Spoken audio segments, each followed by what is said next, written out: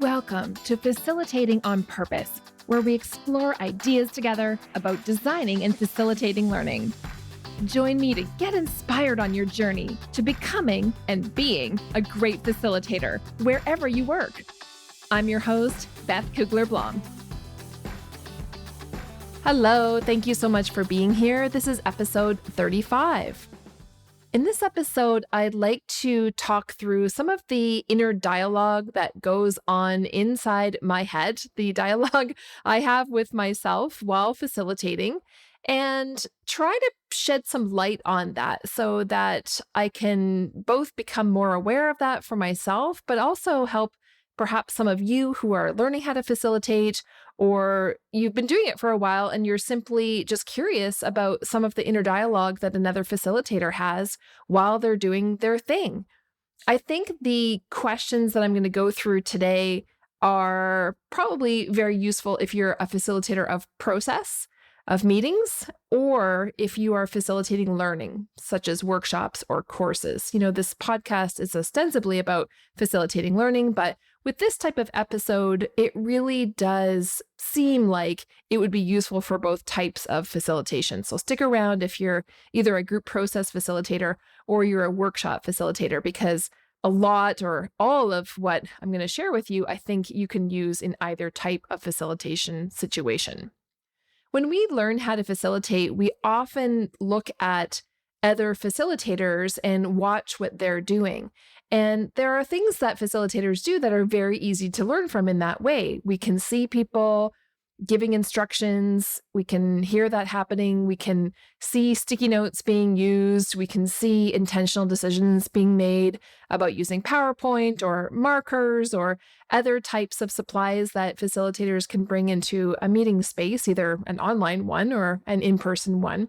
But what about their thoughts? We can't see what a facilitator is thinking as easily as we can see what they're doing with their hands or with their mouths or with their bodies or so on. So that's what this episode is about, the hidden skills of a facilitator, the hidden thoughts, and what goes through our minds at certain points while we're leading and facilitating an experience. What kinds of decisions do we make as facilitators that the group will never see us talking about or sharing with them? We might even not share some of these thoughts with a co-facilitator because there are just things that we think about in the moment before we choose to do some sort of action or not. Sometimes it's about inaction, isn't it? Something that we are not going to do because of a thought we've just had. As always, when I do these solo episodes, I think, I'm never going to be able to give you everything that I think about when I'm facilitating an experience. That's really not the point of what I'm trying to do here. But I'm going to touch on about 6 or 7 different theme areas of thoughts that I have and questions that I ask myself. And hopefully that's going to give you some basis to think about your own practice. And as always, I always ask you to reach out to me afterwards if you would like to share something with me that you really thought I missed. I'd love to hear.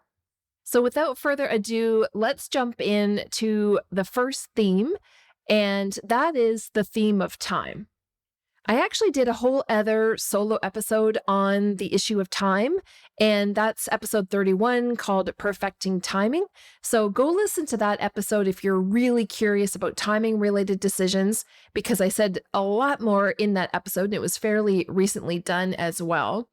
But in this episode, I'll just say for time that I'm always asking myself while facilitating, what time is it? Are we on time, over time, or under time? I am very aware of the time while facilitating a meeting or a learning experience. Timing is something that I've thought through a lot ahead of time because I use a lesson plan and it has timings in it and so on. And so while trying not to be so overt about it with the group, I am keeping my eye on the clock so that I can figure out how we're doing in terms of time, getting through the different pieces of the session and what I might need to do and the decisions I might need to make around the rest of the activities or content pieces or whatever it is based on the time and how long things are taking. So I think as facilitators, we are always asking ourselves, what time is it? And are we on time, over time, or under time, and making decisions appropriately. I will caution you that sometimes participants do not like when we overtly talk about the time. I can remember in the last couple of years, I had someone write something on a feedback form that basically says, "Stop telling me that you're looking at the clock." And I don't know if that's something that is just a pet peeve of that person's, but I remember the feedback and I kind of laughed about it because sometimes I do say, something like, okay, I've got my eye on the clock and I think we need to move on or something like that. So I guess there's a question that I'm asking myself about what time is it? And do I need to say something about the time to the group, or can I just do something myself to address time without having to be overt about it and talk about it with the people in the experience? Following on that is the category of scope. Because scope and time are very related, scope is basically a way to say, are we on track with the content or the activity that we should be doing right now? Or have we somehow gone off track, out of scope, and we need to do something about that? So my question to myself is what's happening or being said right now in scope or out of scope? And I kind of think about it as almost like a little thing that sits on my shoulder and whispers in my ear, because it's almost as if I have this little voice telling me, this is out of scope. This is out of scope. The thing that this person is saying right now, or this thing that's happening in the room that I didn't ask to happen, this is out of scope. So it's almost like a little person or a little warning bell that's going off in my mind around something being in scope or out of scope.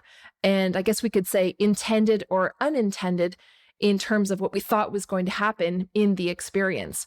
The next question we have to ask ourselves around the in and out of scope question is, do we need to address this thing that has just come up? So sometimes out of scope is okay because the group needs to go there in that particular moment. And sometimes out of scope is a problem.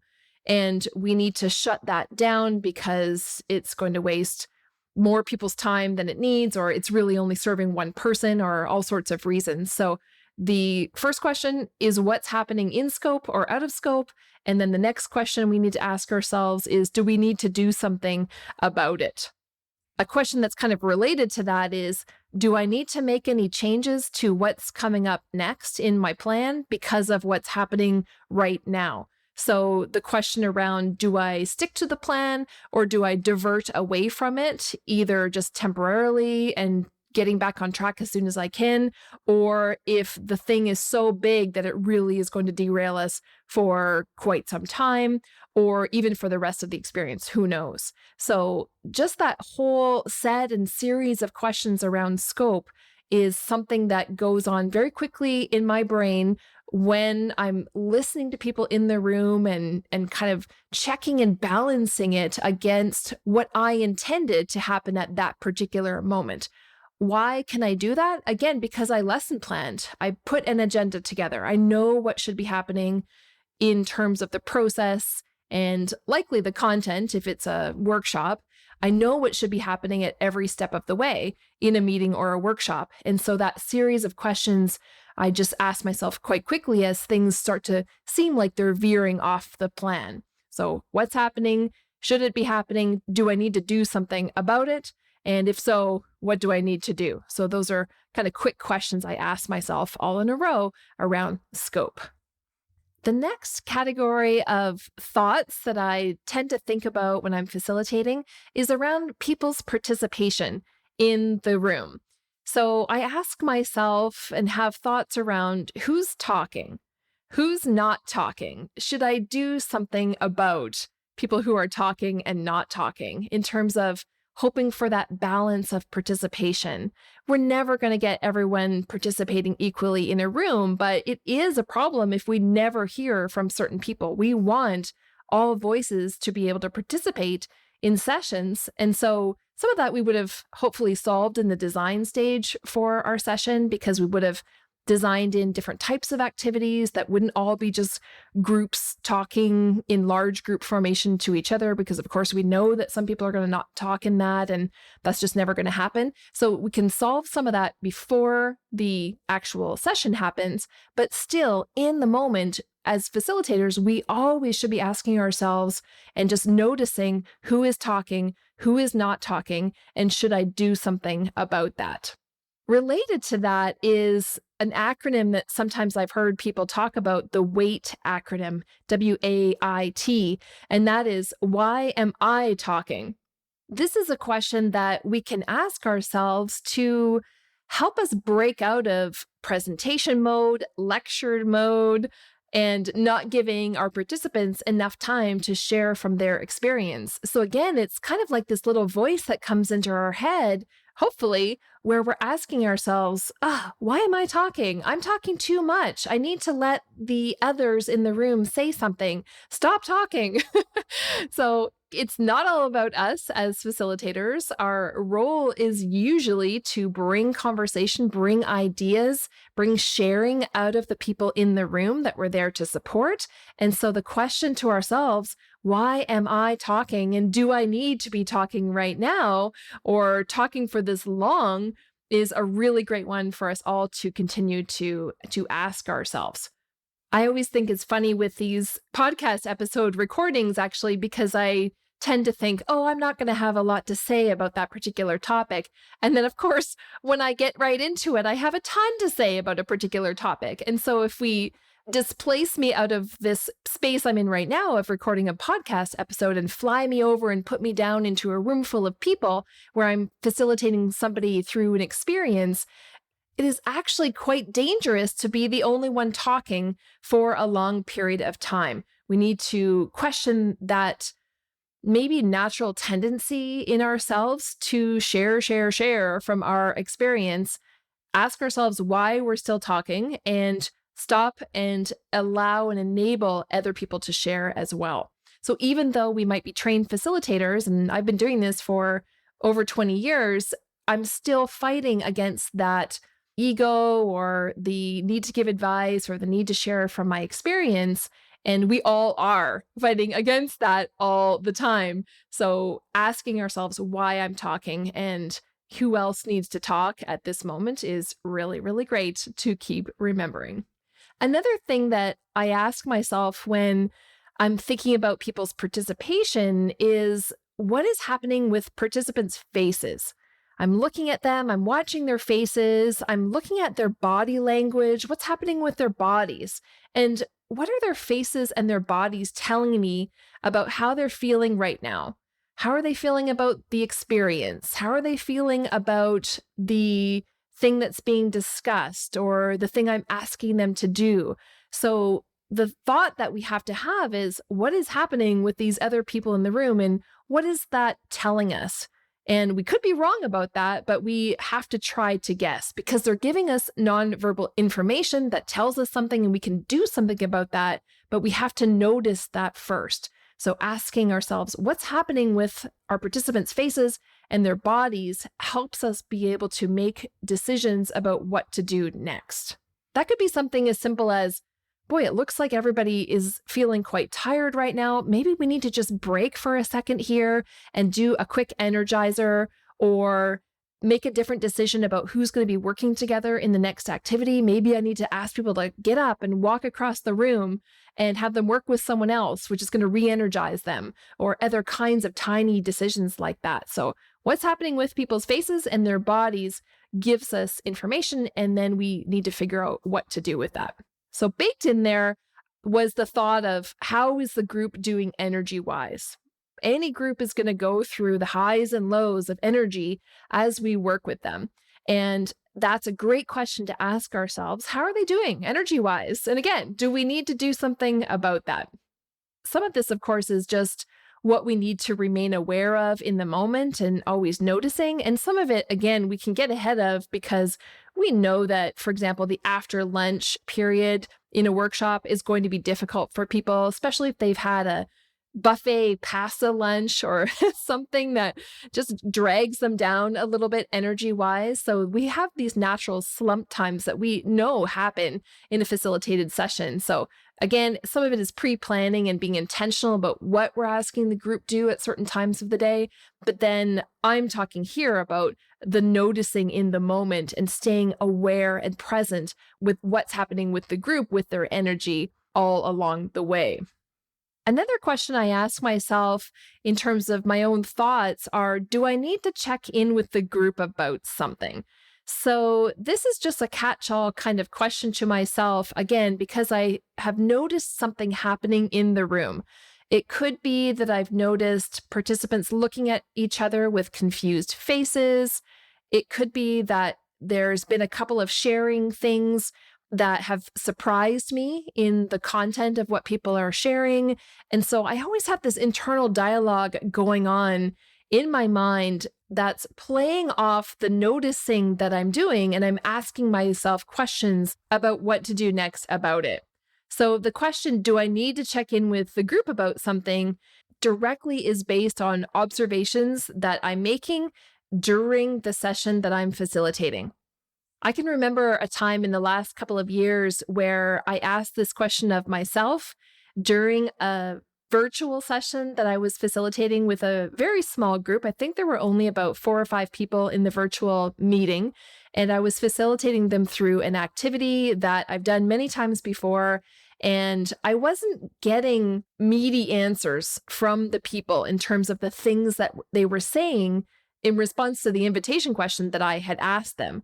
And I don't know if it's just a visceral feeling. It's that question that we're asking ourselves going, what is going on here? This is weird. This does not normally happen with other groups. And so that question, do I need to check in with the group about this? Definitely came to mind. And I made the decision to, yes, I need to tell the group that I'm noticing something strange here. And when I did, they basically said, oh yeah, we're totally fine on this thing that you're asking us. We don't even need to be talking about this right now. Why don't we actually talk about this other thing? And that's what we really want to be talking about. That's more useful to us right now. And so I was able to say, oh my goodness, thank you so much for telling me, because, your manager told me that you really wanted to and needed to talk about X. And I noticed that was a difficult conversation. You really didn't seem to be wanting to talk about X, but now I've asked you about it and you really want to talk about Y. So let's talk about Y. And so I had to make a pivot in the moment because I was asking myself, do I need to check in with the group about this? And the answer I came up with was yes. I did ask the question of the group and they told me I was right on the money. And we went and we had the other conversation, which was very fruitful. So there's all sorts of questions that we can be asking ourselves in our thoughts while facilitating that have to do with people's participation and what we're seeing or not seeing happening in the room, and then trying to make decisions about what to do about that. Following on that, another theme area is my engagement and what's going on with me that the group might be seeing. And how do I keep noticing what my face looks like, what my body looks like, because it may be telling a story that I don't want it to tell, which is going to be problematic for some or the entire group that I'm working with. What do I mean by that? Well, it occurs to me that things like encouragements might come into this, or even microaggressions. So if somebody is telling me something and I'm looking at them and I'm smiling and I'm nodding my head, and maybe I'm even writing down on a flip chart what they're saying, then that's an encouragement. I'm telling them with my body to please keep going. I like what you're saying. This is good. But what if my face is telling a different story? What if I have a frown on my face, or I have furrowed my brow, or I'm slightly shaking my head, a no sort of shake, or I'm choosing not to write something down that they've said on the flip chart? my face and my body are giving the participant the impression that I don't like what they're saying. I'm disapproving of what they're saying, or I'm not agreeing with what they're saying. It might not actually be the case, but it might be the case, and I shouldn't be showing that to the participant, especially in a quote unquote neutral facilitation situation when we're facilitating a meeting. It shouldn't matter what we personally think about what is happening with a group, opinions that are being shared, whatever. So what is happening with my face, with my body, is something I really need to keep paying attention to with my thoughts so that I don't sway the group in a certain direction unintentionally, or I don't shut down someone from wanting to participate because they think that I am not interested in what they're saying, and on and on. There are so many reasons why I should pay attention to what my face is doing and what my body is doing. Now, sometimes it can be very benign, and I'm not saying you should never smile at a participant, of course. I mean, sometimes, we are smiling at a person, we are nodding, please go on, tell me more. These are things we do want to use our bodies. I'm just saying we need to think about what our body is doing to see if it matches up with what we hope to happen. So if we smile and nod at one person, we have to smile and nod at everyone because we are encouraging them to participate. Now, sometimes people are actually wrong, and so our face or our body probably has to convey that. So it is fine to use quote unquote negative facial expressions or body movements that indicate wrongness. When I interviewed a bunch of facilitators when I was writing my book, I remember Blessing Akpan specifically mentioned this situation that we as facilitators cannot just say, great answer, great answer, great answer to everyone that says something in the room, particularly if we're teaching a content and their answer is actually wrong. So sometimes we do have to use our bodies to say, no, that isn't correct, because the group needs to know that it's not correct. But I think the point I'm trying to make ever so ineloquently here is pay attention and use our faces and our bodies intentionally for what we need to do with the group and what they need from us. The other thing I ask myself in the realm of my engagement and what's happening with me is the question around, should I answer this person's question or should I turn it over to the group? So picture this situation.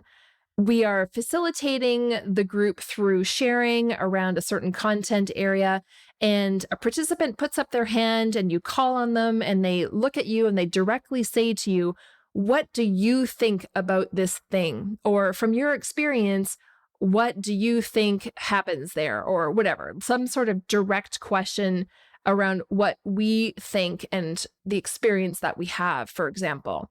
This is an area where if you're new to facilitation and you're used to being an expert in your field and just answering questions that people ask of you, you would normally just say, here's what I think, here's what my experience has been, and you would answer that question and you probably wouldn't think much about it.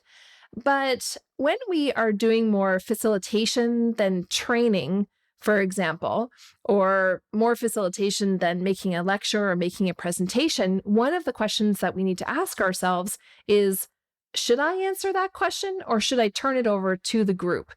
So we can kind of sidestep that question and say something like, well, I have something that I could share in response to that, but I'm curious about what the others in the room would say first. And so we can kind of redirect that type of question to everybody else in the group, which makes it not all about us and more about the group and the group's experience. Chances are somebody in the group has had experience with that particular question the person's asked about. So we don't always have to answer every question that people pose to us. So there's just another little thing that we need to think about in the moment. And again, it's a split-second decision. Should I answer that question or should I not? Or should I answer it after other people have had a chance to answer? So when and if we answer questions that are posed to us is a really great thing to think about. That kind of leads us into another category of questions that we ask ourselves, which is around focus and being able to focus around what our participants are saying. So a question I often ask myself is, do I understand what this person's talking about? Because sometimes I don't, especially if it's in a topic area that I'm unfamiliar with. This goes for facilitating meetings, absolutely, because when I go out and do group process facilitation, I'm often in a situation where I don't understand the content or the acronyms or some of those things that people who work together share and say to each other. So my inner dialogue with myself is, do I understand this? And then maybe, do I need to understand this? Is probably the next question that I ask myself. In a group process facilitation situation, I might not need to understand everything that the group says. And in fact, sometimes I say that to the group and say, I don't have to understand all of the things here that are written on all these flip charts that you just worked on, but you all need to understand. So if you don't understand something, you have to say something. And I don't worry as much about my understanding. If I am facilitating a workshop or a course and I don't understand what a participant is saying, I do have to dig a little deeper and probe them more so that I can get more from them so that I understand. So I can ask them to say more about that thing. I can convey that I'm not quite getting what they're saying and ask for help from the group or ask them to give me something in a slightly different way. So the issue of, do I understand what's happening here, is something that we all think about at some point or another, because we end up working in a lot of different types of situations with different types of groups. It's just normal to not be able to understand everything that's happening in the room. So just be prepared to keep asking yourself that question as you pay attention and you listen and you're present with the groups, and then figure out those strategies that you're going to do when you don't understand something and what do you have to do about it, if anything. Another question that is sort of similar to this one that I asked myself is, am I paying attention to what this person is saying? Because we absolutely, especially with long days or multi-day sessions or whatever they happen to be, we could lose focus and have our minds drift and wander and start thinking about what we're going to have for dinner that night, or I don't even know. I'm just making a joke here, but am I paying attention to what the person is saying? I have to almost wake myself up sometimes in a small way because I've realized that my focus has dropped. I really haven't heard the last few seconds or, 5 seconds of what the person has said. And I just have to keep giving myself that prompt to be able to maintain my focus on what the person is saying.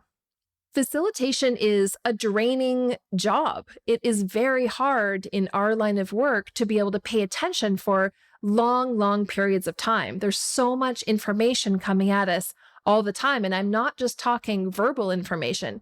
There's information coming at us when pairs are working together, when people are in small groups working together. There are all these things that we have to notice throughout the time that we have with the group that is frankly exhausting. Some of us have to go home at night and not talk to anyone else and just decompress to be able to kind of have the energy to come back and work with the group the next day or whatever it happens to be.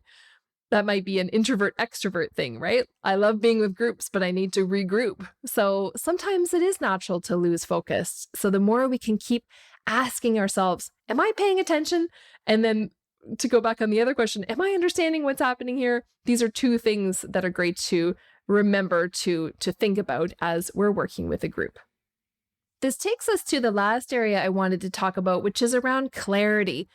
It's related to what I just talked about, the clarity of, do I understand what this person is talking about? But I'm going to flip it over to what the group is doing and what's happening with the group.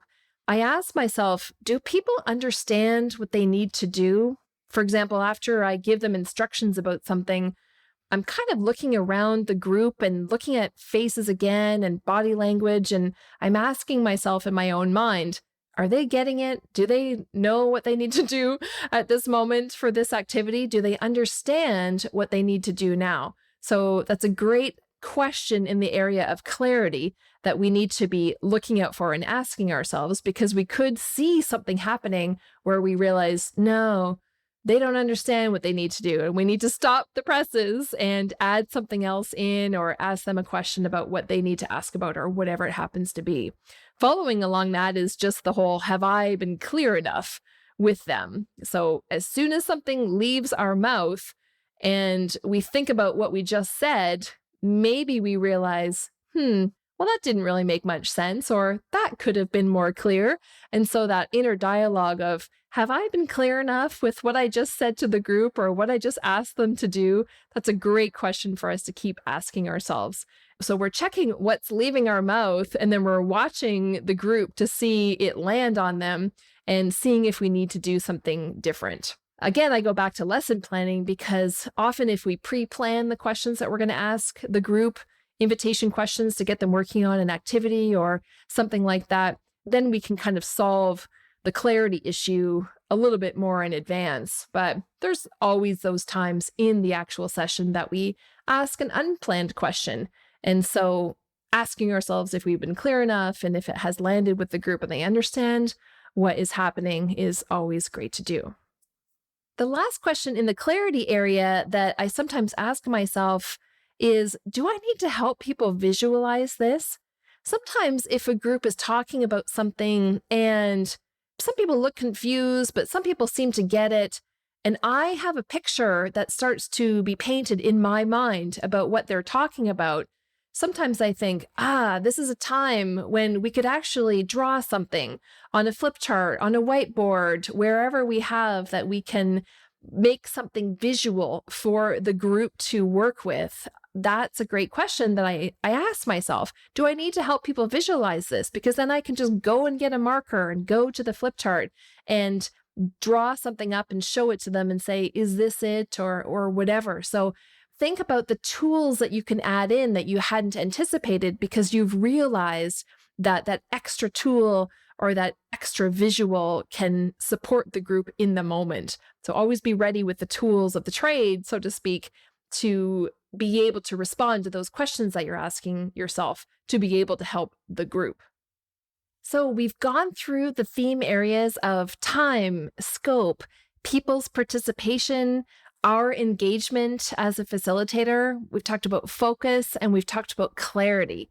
So all of the questions that I just shared with you fall under those categories. There are likely so many more questions that we do ask ourselves, so many more thoughts that bubble up in our minds as we're facilitating a meeting or a workshop. These were some of the first things that came to mind for me, and I hope that you found them valuable as you've listened to this episode. When I work with groups teaching them about facilitation and how to do it, I often like to give them peeks behind the curtain, so to speak. And this is one of them. These are the things, as I said in the opening to the episode, that you don't see happening when you go to attend somebody else's workshop, somebody else's meeting. These are things that are happening inside their head that you don't get privy to. You don't get to see that happening. But you know it's happening, and the more that we can all talk about it with each other, then that helps people learn the skill of facilitation even that much more. So if you're learning facilitation or you've been doing it for a while and you want to just keep growing in your practice, just keep thinking about what's behind the curtain that you don't see going on when you're sitting in somebody else's workshop or meeting. And if you think you can have a chance to do it, ask them about it. Ask them some of those decisions that they were making, or some of those thoughts that were coming to mind as they were making decisions that you saw in the actual session. We all have thoughts that are happening all the time. Awareness and paying attention is a big part of being a facilitator. And there's just always so much to learn from each other to be able to do this really, really well. If you're new to facilitation or you're not doing it yet, you can practice this when you're interacting with your family and friends. Just have a conversation and think about what you're thinking at the time that you're having the conversation. This is metacognition in action. Metacognition is thinking about thinking. And as facilitators, we are metacognitive beings, absolutely. So the more we become aware of our thinking, the easier it's going to be perhaps to be a facilitator and to make decisions based on what we see happening and what we need to do. By the way, the title Think Like a Facilitator was almost the name of this podcast. When I was trying to figure out what to call the podcast, I gathered together a small group of people from my facilitators group who are friends and colleagues of mine, and we brainstormed together all sorts of ideas around names for the podcast. And Think Like a Facilitator was one of the names. We didn't end up choosing it, of course, because we ended up choosing Facilitating on Purpose. And I'm very happy that that's what I ended up calling the podcast. Love the name Facilitating on Purpose. But I went back to look at the names recently that were brainstormed because at the time, the group said, Beth, these could be titles for individual episodes and you might be able to still use these. And that's exactly what happened and what I did. So thanks again to that small group of people who helped brainstorm the name of the podcast with me. And yes, Think Like a Facilitator did give me lots of ideas about what to talk about. And I had fun recording this episode for you today. On the next episode of the podcast, I talk with Deborah Rim Moiso. Deborah is a freelance facilitator and she writes content on facilitation and workshop design for Session Lab, a company that creates software and resources for workshop designers, facilitators, and trainers. If you heard me on a couple of episodes back mention that this podcast, Facilitating on Purpose, was voted into the top 5 most listened to podcasts in a recent report by Session Lab, that's what we're going to be talking about. The Session Lab State of Facilitation 2024 report. Deb is the editor behind the report, and we're going to talk about that project, which collected data on the facilitation world and just generally chat about our craft in particular. So join Deborah Rim Moiso and I next time on the podcast. I'll see you then. Thank you for listening to Facilitating on Purpose. If you were inspired by something in this episode, please share it with a friend or a colleague to help them expand their facilitation practice too. To find the show notes, give me feedback, or submit ideas for future episodes, visit facilitatingonpurpose.com. Special thanks to Mary Chan at Organized Sound Productions for producing this episode. Happy facilitating!